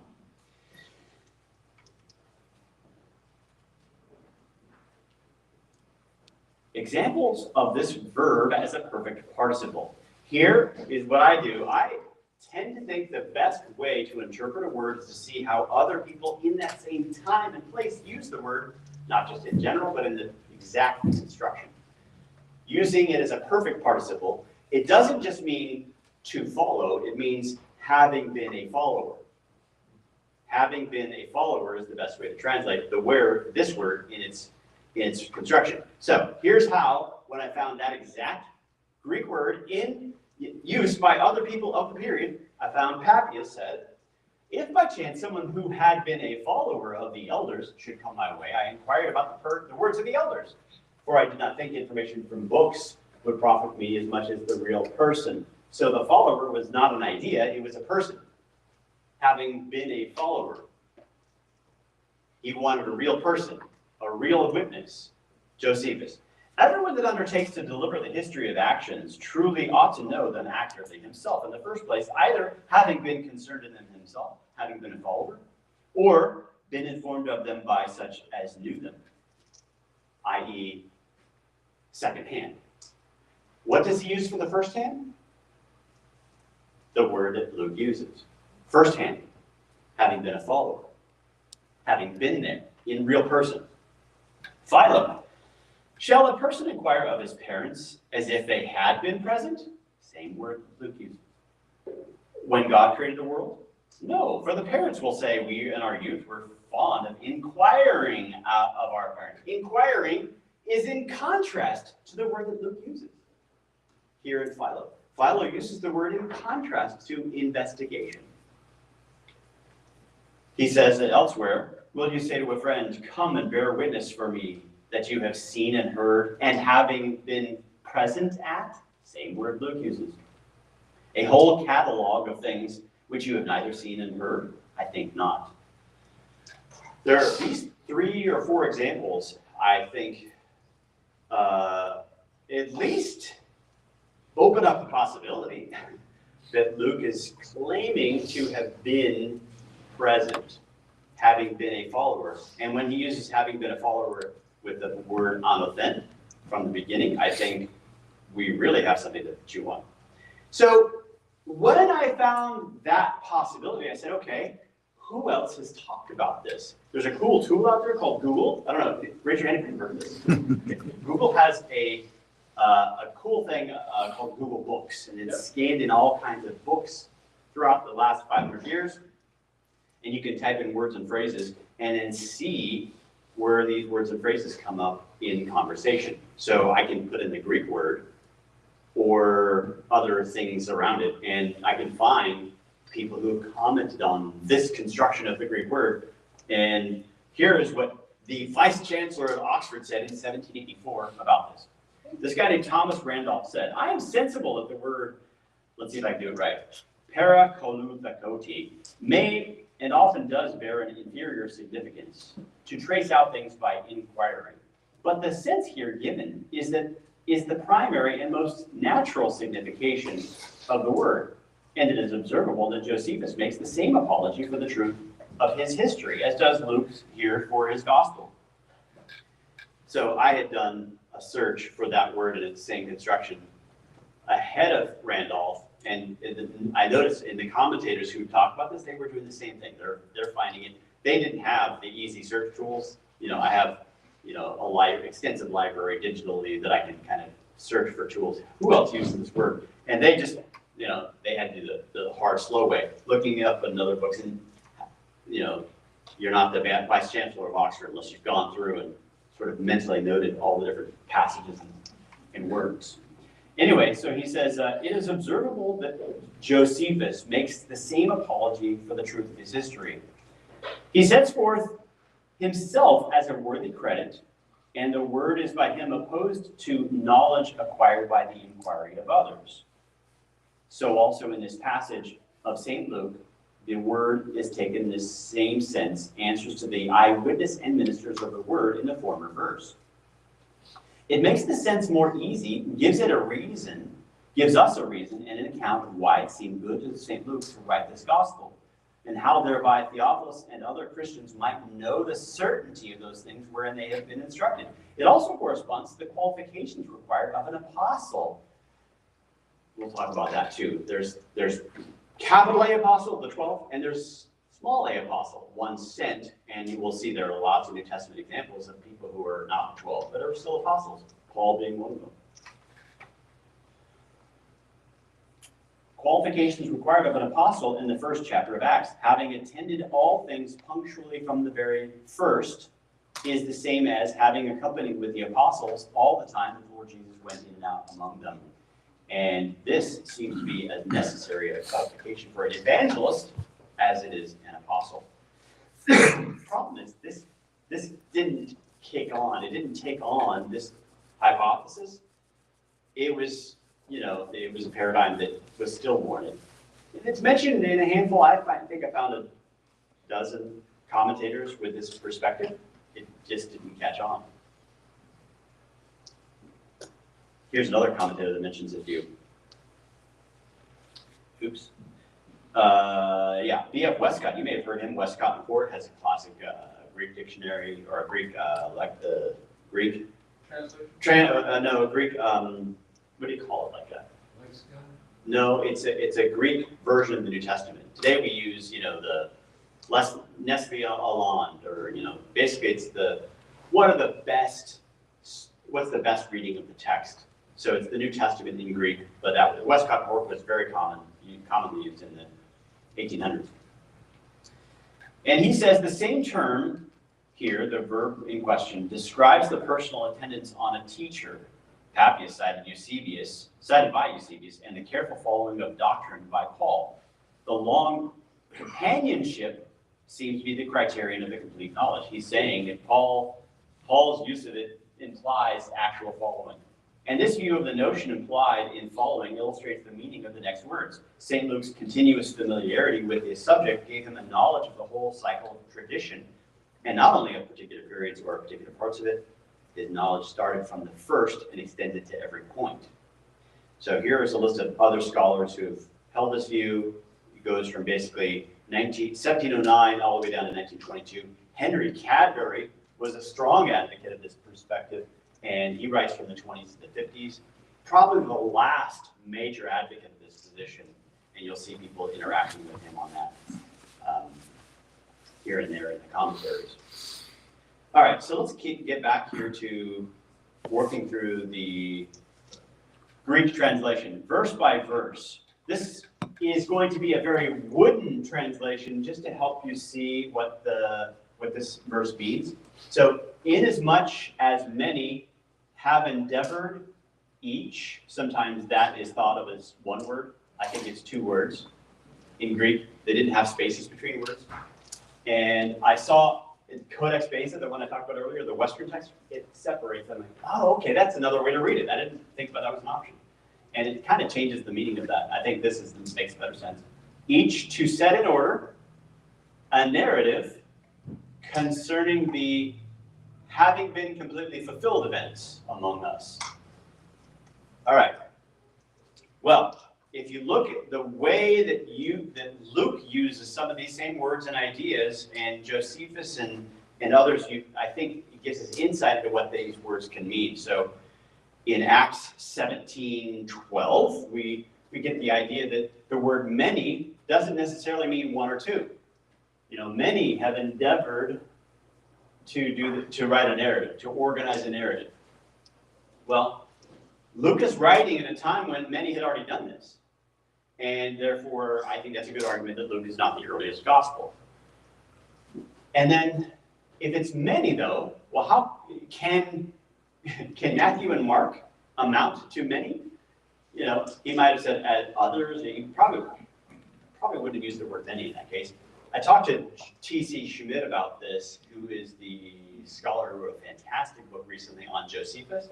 And he says, yeah, I think, you might have had many, and we shouldn't think of them as what we see today, like they could have been short little things that were only in their synagogue, But with the destruction of Jerusalem, we don't have a lot of these. What we have are the ones that got translated into Greek that exported outside of Jerusalem, outside of Judea, because everything was burned and destroyed here. So it's a very plausible scenario to see that there were many, but there are still the official ones, especially the ones that were copied and treasured in all the Christian places outside of Judea. All right. With not a few Greek women of high standing, so many being contrasted to a few. Josephus talks about, he says, I will now return to the narration of our own affairs. That's the word narration. The narration, he's of course doing this in a written text. So some argue that the word can mean an oral narration, but typically when you organize an oral talk, you're doing it in written form. You're organizing, that word organizing is the same word that Josephus uses for organizing troops, a battle array set in order. So you're organizing troops and you're organizing a narrative. How do you typically organize a narrative? Do you only do it mentally? I think most people do it they organize it in a written form, and I think that's what's implied. Last one here that I want to talk about in terms of making correspondences to how these words are used is 2 Timothy 4. Always be sober-minded, endure suffering, do the work of an evangelist, completely fulfill your ministry. It's not just fulfilled, but it's completely fulfilled. And that fulfillment language implies a promise that's been fulfilled. These things that have been fulfilled, not just accomplished, but fulfilled, means they're fulfilling something that was promised. That promise fulfillment motif comes up everywhere in Luke's writings. I mean, probably a dozen times or more. That these things have been fulfilled. So you'll have that language typically with a prophet's text. Here's to fulfill the words of Isaiah. So that promise fulfillment motif is very powerful. But this doesn't just say these things that have been fulfilled. It's the things that have been completely fulfilled, which is very, very interesting. It's super abounding. And next slide here. That's the right one? Yeah. All right. So then another passage, another thing that I want to emphasize here is this among us. Think about the beginning of John's Gospel. In John's Gospel, the Word became flesh and dwelt among us. Now, what does that imply in John's context? In John's context, he's establishing his eyewitness character. The among us, he's including himself. And he demonstrates that by what he continues to say. And we have seen his glory. We have seen. He's including himself. And he says this over and over. You can see some of the other verses. He talks about his eyewitness testimony there at the cross. I saw this with my own eyes. And he says in the end of this gospel, I am the disciple who saw these things. And 1 John, that which we've seen and heard, he talks about his eyewitness testimony. Well, it fits perfectly with the among us language there in the opening of his prologue. Well, if it works for John, why couldn't it also work for Luke? I think at very least it should be taken as a starting possibility. Acts 2:22. Listen to what Peter says. One of the things that I found is Luke takes and he puts in his prologue stuff that repeats later. It's kind of like, have you ever seen a play where you'll start the opening sequence of the play has music that kind of goes through in short medley form, some of the major themes that come up musically in the piece. And it's foreshadowing musically. And I think that's kind of what Luke does. John does this too. In his prologue, he's tackling almost every major theme that he covers in his gospel. When you start noticing it, there's an emphasis here in John the Baptist, there's an emphasis here in the rejection of the Jews, there's an emphasis on light and water, and same with Luke. Luke's tackling some of the themes that come up, especially in the speeches that were recorded throughout the speeches of Jesus, speeches of the apostles. Here's Peter's speech in Acts 2.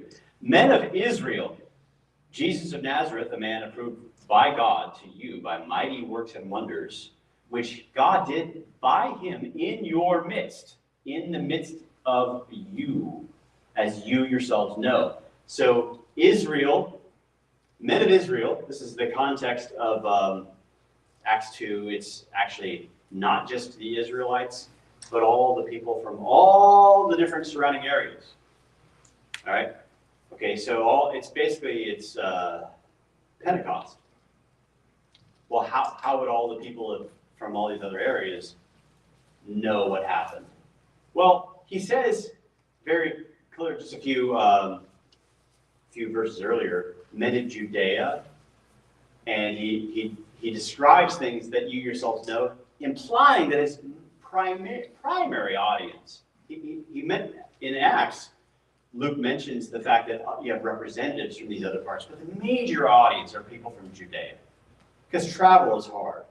His primary audience there are the Judeans, and this is what he says here, men of Israel, as you yourselves know. He's implying that they know about the things that happened to Jesus. So he's appealing to common knowledge. And then he says in verse 29, the patriarch David died and was buried, and his tomb is among us to this day. The tomb is among us. That helps us to see that he's including himself in that, and also his audience. How is he using the word among us? It implies both himself and his audience. That's Peter anyway. As a prophet, David foresaw the resurrection, and of this we are all witnesses. He's implied with the among us is also his own eyewitness testimony, because he too saw the things that are described. Now look at what Peter says in Acts 10 in the context of Caesarea. This is 10 years later or so. He says to the Gentiles at Caesarea, the house of Cornelius, you yourselves know, same emphasis on common knowledge. This is not something that was done in a corner. These are real events that you obviously know about these things, but I'm going to unpack them for you. What happened throughout all Judea Jesus went about doing good and healing all. We are witnesses, and to him all the prophets bear witness. So we have the testimony of the eyewitnesses. He's one of them. This is common knowledge. Okay, so if you take these categories and then say, okay, is Luke hinting at he uses similar language. I think he is summarizing basically the same kinds of things in his prologue. Verse 2, just as they deliver to us who from the beginning eyewitnesses and officers, guardians have been of the word. Okay, so that's obviously very wooden, but I'm just helping you to see what I think the Greek is saying. The idea of officers is interesting, because that word is the same word used for a military officer, but it's also the same word for the custodian of the scroll in the synagogue. If you get the scroll from the synagogue official, the officer, he's the one who gives you the scroll. Remember the scene in Nazareth where the guy handed Jesus the scroll? That was the word. He's an officer of the temple. Okay, so then the officers and custodians, this is in a synagogue context, that makes sense of what Luke's word would be. The apostles, the witnesses, are the officers, the custodians of this message. But I think when you hear the language of translation, servants and ministers, that kind of gives it a religious connotation to us. It's a minister. I think they chose the word that meant, that was more official. And then that delivered to us up here, that's the word that I want us to look at too. This is the word from that Luke uses in chapter 18. The Son of Man will be delivered. Is that like handed down? No, it's handed over. He's handed over to the Gentiles in just a matter of days. And this is the language that Paul uses, just as was handed to you, delivered to you, that which I first saw. It's not like generational differences. It's the last time I was there, I delivered this to you. I handed it to you. I gave this to you. Acts 26. I've appeared to you for this purpose, to appoint you as a servant and witness. That's the word I was talking about here. And notice that scene here, this Acts 26, is Paul talking about his own conversion. Paul, to Festus and Agrippa, is quoting Jesus. I have appeared to you, Paul, for this purpose, to appoint you as a servant and witness. These are the two words that come up in the prologue. The eyewitnesses and servants of the word. This is exactly the language that Jesus used to Paul. That makes sense, right? That Luke would summarize the very kind of language that Jesus has to Paul. Eyewitness and servant, officer and witness. And then there's the language from the synagogue use of giving it to the attendant. That's the word for officer. Okay, now, in John 15, you will also bear witness because you have been with me from the beginning. This is a very important text that helps us understand what's happening in the way the disciples talk about from the beginning. Jesus tells the disciples in John, I think this is an undesigned coincidence. When you look at the stories, how they're told in the Gospels, they always say, beginning with the Gospel of John, beginning with Jesus' baptism. Because Jesus himself says, you will bear witness because you've been with me from the beginning. That idea that they have been with him from the beginning, they are the best, they're being given the opportunity to be authorized biographers. They will know his story because they followed with him the longest, which is why Luke says, hey, I'm going to tell you the story from his closest witnesses, the ones who've been with him from the beginning. So that, what Luke reports, follows what Jesus instructed. That's why he appointed the 12 and then the 72, these other people, to go ahead of him and to be his apostles. We'll talk about that. Now look at what he says in Acts chapter 1. In the first book, O Theophilus, I have dealt with all that Jesus began to do and teach. That's his summary of the gospel. Began to do and teach. Some people say, well, Luke is saying from the beginning, but he couldn't have been from the beginning because he isn't old enough to be there at the time of Jesus' birth. Okay, so the Jesus birth material is this sort of prologue that he gets from an eyewitness like Mary or possibly James. We can put him in Jerusalem, the time when James is there. And James, even if he doesn't have access to Mary, he's got access to James, who can give him the information about Mary and the information about Jesus' birth. So he tells Theophilus, I've dealt with all that Jesus began to do and teach. In other words, the beginning refers to the beginning of his ministry, which is what Jesus taught. Verses 21 and 22. The Lord Jesus went in and out among us. Among us, there's that language. Implies eyewitness. beginning from the baptism of John until the day he was taken up from us. When you see how Luke uses this language, it becomes clear that the among us is inclusive of eyewitness activity, and that it begins with the beginning of Jesus' ministry. Now, back to Acts chapter 10 in Caesarea. You yourselves know what happened throughout all Judea, beginning from Galilee after the baptism of John proclaimed. Are you noticing a theme? Pretty clear when the beginning starts. He went about doing good and healing all, and we are all witnesses of all that he did, both in the country of the Jews and in Jerusalem. Witnesses in this country. Now, if you take that idea back to verse 1, the things Jesus fulfilled among us, it might help you to realize something about both Luke and his audience. Among us could just mean among us Jews, and Luke is a detached apostle, but also a generation removed. I had this view only, not 5 years ago, that he is a second generation follower, disciple of Paul, and but maybe the among us means among us Jews. It could mean he's Jewish, except for the fact that we're going to look at is the meaning of the strange Greek participle. We'll unpack that. Let's change the page here. A follower from the beginning. Here we go. It seemed good to me as one who had been a follower from the beginning. Here is the passage in 2 Timothy. You have followed my teaching and my conduct. Same verb, but not in the same construction. You have followed. The question is, what would it mean for him to say, having been a follower? I mean, if you think about that from the other possibility that people say, having been an investigator from the beginning, what does that even mean? What's the starting point of his investigation?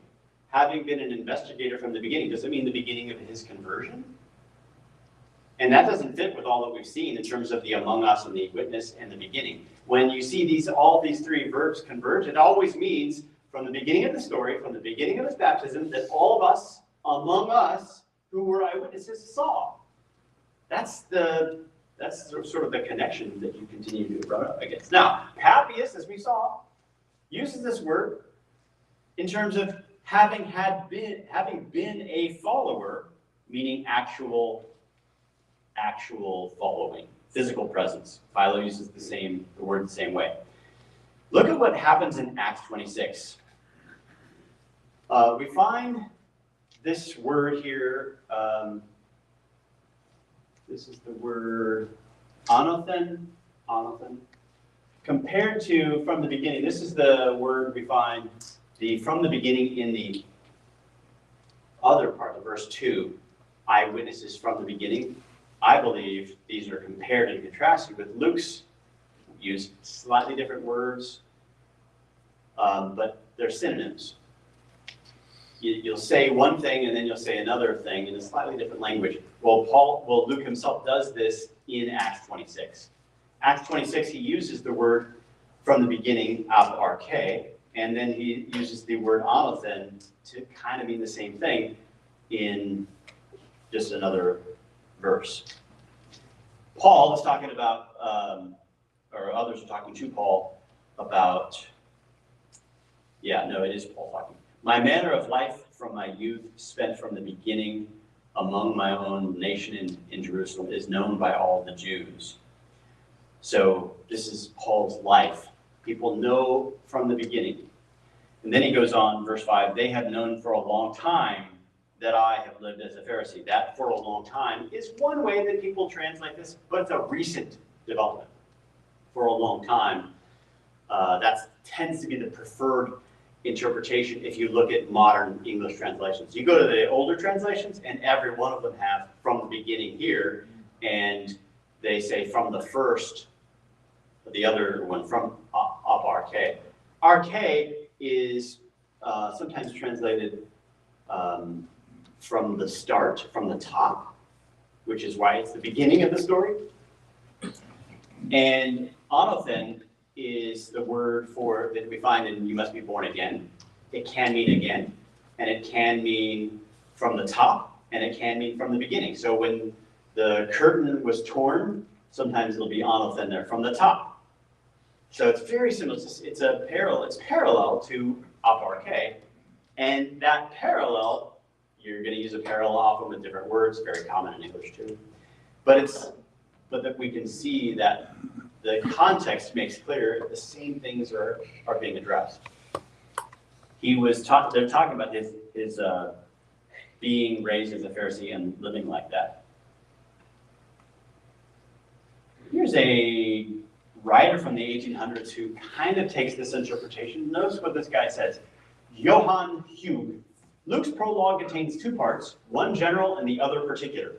I had arrived, once I had started looking at this in the Greek, I said, there's like, the first two verses are the general and the second two verses are the particular. And then I started looking in Google Books, I find this guy and he found the same thing. I'm not crazy. Two parts, one general and one particular. The words, let me try and do this one more time. Para kaluthakoti anothen contain a further explanation and confirmation of the right he had to engage in his undertaking. I originally understood these words and first corrected my mistake on occasion of preparing my lectures on Demosthenes' oration pro corona. I mean, right? Yeah, I get it. I mean, that's exactly what I was thinking. Oh, what, you read Demosthenes? That's really, okay, nobody's read that. The word includes the idea of presence. Used concerning events, it signifies to be present while they are passing, and in strictest sense, to be an eyewitness of what takes place. Here's the thing. When it's the verb itself, it's got a couple options. You can follow a person or an idea. When it's used as a perfect participle, it's always physical presence. I don't see an exception to that rule. And commentators don't talk about that. Like, not just the verb, but the verb in this construction. The acts of Jesus, let me go to the previous sentence here. Used concerning events, it signifies to be present while they are passing, taking place. And in its strictest sense, to be an eyewitness of what takes place. The acts of Jesus were not confined to a single place, but scattered throughout Galilee and Judea. Now, when Luke asserts that he was one of these witnesses from the beginning, having been a follower from the beginning, he does not express himself as having been an eyewitness of all the events, but as having been in the region of their occurrence, where he could observe them as having taken place. And this from the beginning, from their first development. So I think the we passages might help us there. Like, why is the earliest we passage there in my reading, Acts 11? Which is in the situation in Antioch. Why didn't we see Luke there earlier on in the earlier passages? Well, we do have an earlier read passage. It's right there in verse 1. The things that have been fulfilled among us. Now, if Lucius from Cyrene is our Luke, maybe he's there coming from Cyrene. Anybody know another character in the New Testament from Cyrene? Simon of Cyrene. He's coming in for the festival. What if Luke is like this? He comes in for the festival and sees Jesus and then starts to follow him and then goes back, comes back, and then stays this time because it's like, this guy's amazing. So he was there from the beginning of his ministry and relatively, and then he is going back and forth. So he's not there in the early days of the church because for whatever reason, he's kind of in and out. But he was one of the 70. Maybe he did stay there, and maybe he was there, but wasn't a witness to the resurrection. Why he leans on the apostolic and other people, but is during persecution, leaves quickly and heads off to Antioch. So he's not there until you get to Antioch with the we statements there. There are a lot of ways to interpret the data, but the fact that he is a witness who leans on other eyewitnesses, I think is very plausible. What time is it, Kent? Oh, time for lunch. All right, let's see if I can't finish this in No, we'll stop here then. We'll continue, we'll pick up here and have lunch and then we'll get back. Oh, perfect. I'm at page 23 out of 40. So next hour we'll wrap all this up. All right. I'm gonna pray for me. All right. Lord Jesus, thank you for bringing us together this day. Help us to hear your words and to respond to them rightly. Bless this food and thank you for its provision. May it nourish your church in all the ways needful. In Jesus' name, amen.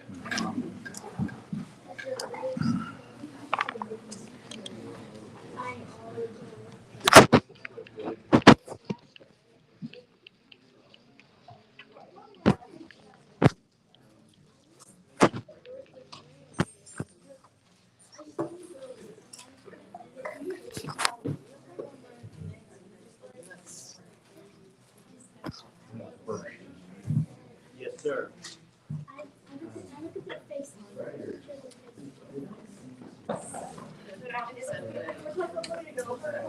I know you guys are.